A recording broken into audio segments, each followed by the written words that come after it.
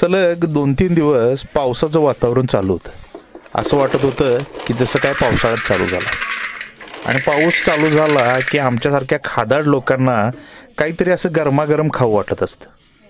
तर त्यातलीच एक महत्त्वाची रेसिपी आणि कोकणामध्ये पावसाळ्यात प्रत्येक गल्लीत ह्या गोष्टीचा वास येत असतो, ती म्हणजे काजूचे ब्या भाजलेलाच.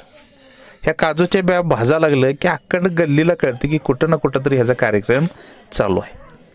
तर ह्या काजूच्या ब्या बऱ्याच प्रकारे भाजल्या जातात. त्यातलीच ही एक पद्धत आहे, एक सोपी साधी पद्धत आहे ज्याच्यामध्ये जास्त त्रास होणार नाही. कारण ह्या काजूच्या ब्या जे लोकांनी भाजून खाल्ल्यात त्यासने चांगलं माहीत आहे ही काजूची बी भाजताना काय काय त्रास होते. तर हीच एक नवीन आणि एक सोपी पद्धत मी शोधून काढली. घर बांधतावेळी एक पत्र्याची पाटी घेतली होती. तर तेच पत्र्याची पाटी चुलीवर ठेवली आणि चुलीला भरघोस असं जाळ घातला. त्याच पाटीत ह्या भरपूर साऱ्या अशा काजूच्या ब्या घातल्या आणि काठीनं असं हलवायला चालू केलं. आता हेच जर मी चुलीत टाकले असते ब्या तर असा भबका जाळ झाला असता. पण ही एक पद्धत चांगली गावली, त्याच्यामुळे व्यवस्थित ह्या ब्या भाजल्या जाणार. कारण जास्त जाळ झाला तर ह्या ब्या करपून जातात, त्यामुळं ह्यातला गरसुद्धा आपल्याला खायला मिळत नाही. आता ही पद्धत अशी आहे की ह्याच्यामधनं मला हमखास पहिल्यापेक्षा चांगल्या ब्या चांगल्या खायला गावणार हे नक्की.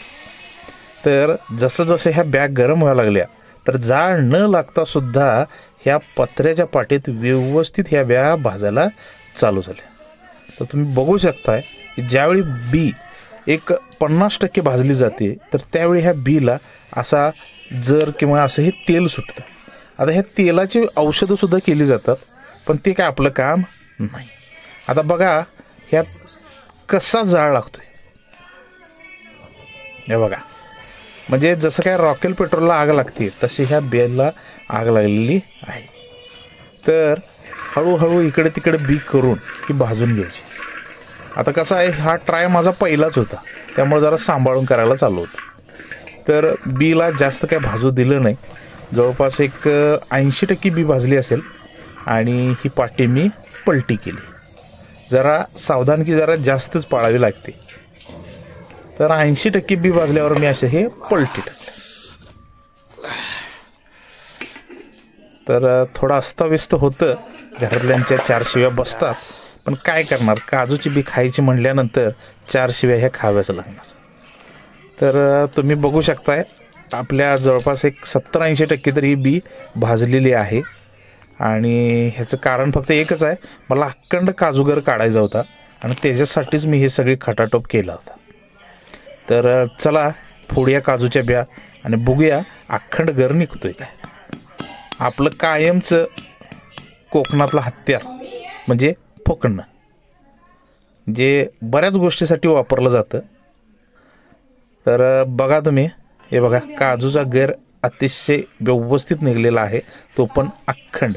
म्हणजे आपली ट्रिक काम केलेली आहे, ती पण प्रॉपर. आता हाताला काहीतरी घालायला पाहिजे होतं, कारण ह्याचा जर माझ्या हाताला लागा लागला आहे.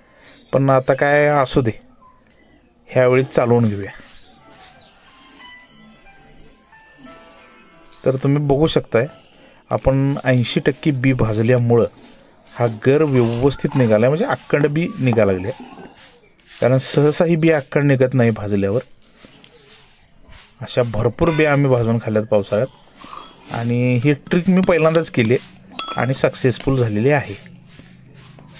पण थोडंसं काम ह्याच्यात वाढेल, कारण अखंड बी बघा, अखंड बी निघल्या, पण अजून एक काम ह्याच्यात शिल्लक आहे. ते काय ते मी तुम्हाला दाखवतो. प्रॉपर व्यवस्थित आणि भरपूर बिया निघाल्यात, म्हणजे कुठं भाजल्या नाहीत किंवा करपल्या नाहीत ब्या. आणि तुम्ही बघू शकताय ओकेमध्ये सगळं दिसायला. आता त्याच चुलीवर मी काळा तवा ठेवला आहे भाकरीचा आणि नॉमिनल गरम झाल्यानंतर ह्या ब्या मी ह्याच्यात टाकलेल्या आहेत.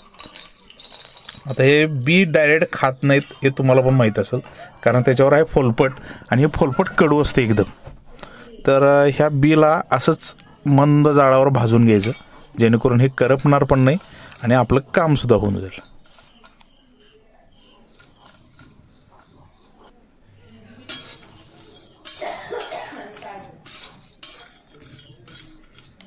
तर असं भाजेल तसं व्यवस्थित हलवून घ्यायचं ते, कारण हे पटकन बी भाजते.